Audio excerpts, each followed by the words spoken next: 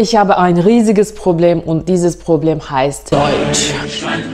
Hallo, mein Name ist Demet und ich mache kurze und knackige Videos, um mein gesprochenes Deutsch zu verbessern. Dieses Video ist mein zweites. Falls du das erste nicht gesehen hast, kannst du oben rechts auf die Karte klicken, um es anzuschauen.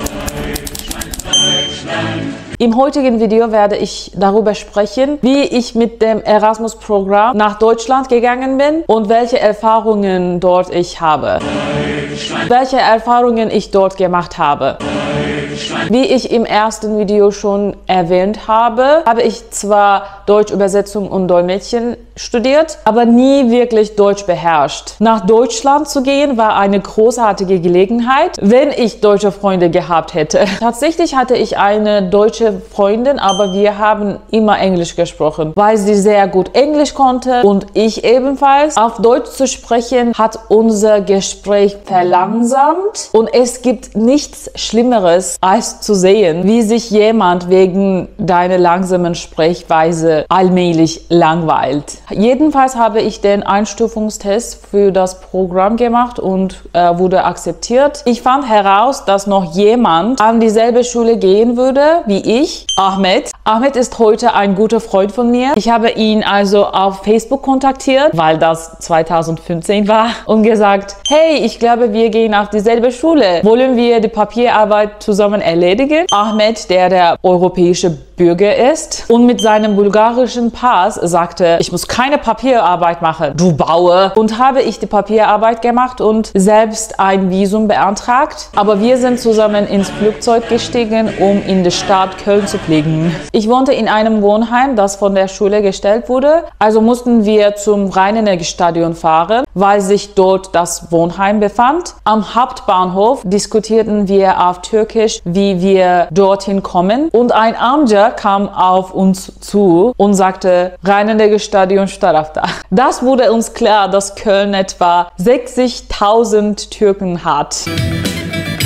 Und es Viertel gibt, die aus nur türkischen Menschen bestehen. Wir kamen schließlich im Wohnheim an, stellten aber schnell fest, dass das Büro geschlossen war, weil sie die Öffnungszeiten geändert haben. Ahmed rief dann einen seines Vaters an, namens Ayhan, und er holte uns mit seiner Mercedes ab, bot uns einen Platz zum Übernachten an. Da er Türke war, bestand er darauf, dass wir in einem türkischen Restaurant namens Mevlana essen. Wir hatten eine Suppe, waren sehr müde, stiegen in seinen Mercedes und fuhren zu seinem Haus, wo er mit seiner Familie lebte. Am nächsten Tag konnte ich in meinem Zimmer einchecken und hatte nun einen festen Platz zum Bleiben. Ahmed checkte ebenfalls in seinem Zimmer ein, hatte aber keine Möbel, also half Ayhan ihm ein paar gebrauchte Möbel zu besorgen. Dann begannen wir die Stadt zu erkunden.